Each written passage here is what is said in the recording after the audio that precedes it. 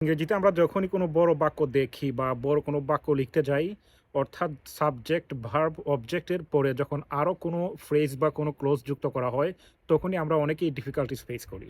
তো আজকে আমি মূলত এই বড় বাক্য কিভাবে লিখবেন বা বড় বাক্যের অর্থ কিভাবে বুঝবেন এটা নিয়ে আলোচনা করব। তো একদম ১ম থেকে শেষ পর্যন্ত ভিডিওটা দেখেন। আসসালামু আলাইকুম। তো আমরা একটা বাক্যকে মূলত বড় করি। মানে অর্থাৎ সাবজেক্ট, ভার্ব, অবজেক্টের পরেও আরো কিছু বিভিন্ন ধরনের ফ্রেজ, বিভিন্ন ধরনের ক্লোজ যুক্ত করে আমরা মূলত বাক্যটাকে বড় করি। তো আজকে আমি মূলত প্রেপোজিশনাল ফ্রেজ নিয়ে আলোচনা করব যে এই প্রেপোজিশনাল ফ্রেজ আপনি কিভাবে মানে বাক্যের সাথে কানেক্ট করবেন, কিভাবে অর্থটা বুঝবেন এটা নিয়ে আলোচনা করব। তো এর জন্য আমি আপনাদের সাথে স্ক্রিনটা শেয়ার করব। আর যারা এখনো আমার পেজটাকে ফলো এবং ইউটিউব চ্যানেলটাকে সাবস্ক্রাইব করেন নাই তাদেরকে অনুরোধ করব এই পেজটাকে এবং ইউটিউব চ্যানেলটাকে ফলো করার জন্য। আর যারা অলরেডি করেছেন তাদেরকে অনেক ধন্যবাদ। প্রথমেই আমরা দেখব হচ্ছে প্রেপোজিশনাল ফ্রেজেস কি?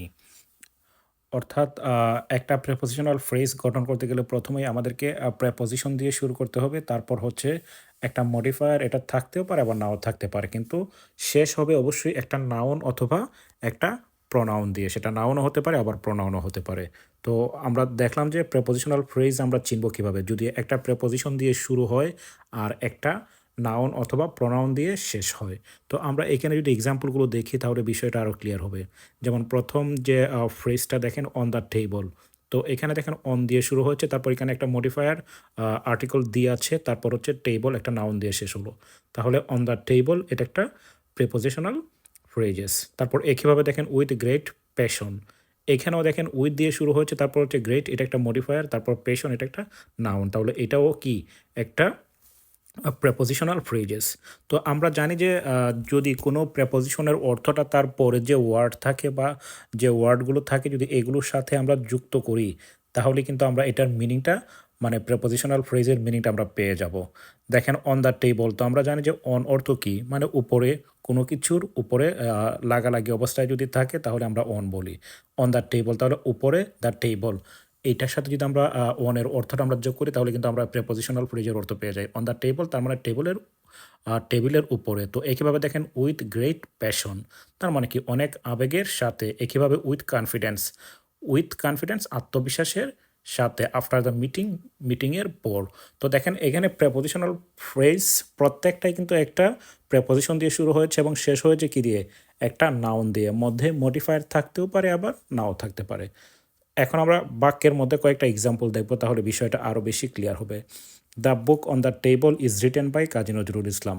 এখানে দেখেন যে বোল্ড করা অংশ on the table by Kazi Nazrul Islam, এই দুইটাই কিন্তু প্রেপোজিশনাল ফ্রেজেস। দেখেন অন দ্য টেবল একটা প্রেপোজিশন অন দিয়ে শুরু হচ্ছে, তারপর টেবল একটা নাউন। একইভাবে দেখেন বাই কাজী নজরুল ইসলাম, বাই একটা প্রেপোজিশন তারপর কাজী নজরুল ইসলাম একটা নাউন। তাহলে এখন যদি আমরা এই বাক্যটার অর্থটা দেখি, the book on the table তার মানে কি টেবিলের উপরে বইটি। এখানে দেখেন অন দ্য টেবল, এই যে ইনফরমেশনটা এটা হচ্ছে দ্য বুক সম্পর্কে দেয়া হয়েছে। তাহলে আমরা যদি বলি যে the book on the table তার মানে টেবিলের উপর বইটি is written by Kazi Nazrul ইসলাম। তো আমরা জানি যে বাই মানে কি দ্বারা, দিয়া বা কর্তৃক। বাই কাজী নজরুল ইসলাম, কাজী নজরুল ইসলাম কর্তৃক বা কাজী নজরুল ইসলাম দ্বারা। তাহলে আমরা বলতে পারি টেবিলের উপর বইটি কাজী নজরুল ইসলাম কর্তৃক বা কাজী নজরুল ইসলাম দ্বারা লিখিত বা কাজী নজরুল ইসলামের লেখা। আরেকটা বাক্য আমরা দেখি, the boy with green cap is my cousin. এটা দেখেন উইথ গ্রিন ক্যাপ, এই যে উইথ এটাও কিন্তু একটা প্রেপোজিশন দিয়ে শুরু হয়েছে, তারপর হচ্ছে ক্যাপ একটা নাউন। তাহলে এই বোল্ড করা অংশটা হচ্ছে একটা prepositional phrase. The boy with green cap is my cousin. তাহলে এটার অর্থটা কি দাঁড়ায় দেখেন, the boy with green cap মানে হচ্ছে যে সবুজ যে ক্যাপ পরা যে বালকটি সে হচ্ছে আমার কাজিন। তো আরেকটা বাক্য আমরা দেখি, Suman is fighting with great courage and determination. Suman is fighting, Suman কি করতেছে? ফাইট করতেছে with great courage and determination. সে মানে কি অনেক সাহস এবং দৃঢ়তার সাথে। এই যে এই বোল্ড করা অংশটা হচ্ছে কি একটা প্রেপোজিশনাল ফ্রেজ। তাহলে আমরা দেখতে পাচ্ছি যে প্রেপোজিশনাল ফ্রেজ দিয়ে আমরা কিভাবে একটা বাক্যকে বড় করব। এখানে আমরা আরেকটা বাক্য দেখি, তাহলে বড় একটা বাক্য দেখি, সুমন ইজ ওয়েটিং। দেখেন এটা সিম্পলি একটা বাক্য, সাবজেক্ট ভার্ব আছে, সুমন ইজ ওয়েটিং। তো আমরা এটা আরেকটু বড় করব। দেখেন Suman is waiting at the train station. At the train station এটাও কিন্তু একটা প্রেপোজিশনাল ফ্রেজ। কিভাবে? অ্যাট এটা হচ্ছে একটা প্রেপোজিশন, তারপর হচ্ছে স্টেশন, এটা একটা নাউন। তাহলে আমরা অর্থটা কি পাইলাম? Suman is waiting at the train station. Suman train স্টেশনে ওয়েট করতেছে। তারপর আমরা আরও কিছু প্রেপোজিশনাল ফ্রেজ আমরা যোগ করব। On the on the wooden bench, তার মানে কি সে একটা কাঠের একটা বেঞ্চের উপর বসে আছে। তারপর দেখেন বাই দ্য টিকিট কাউন্টার, কোথায়?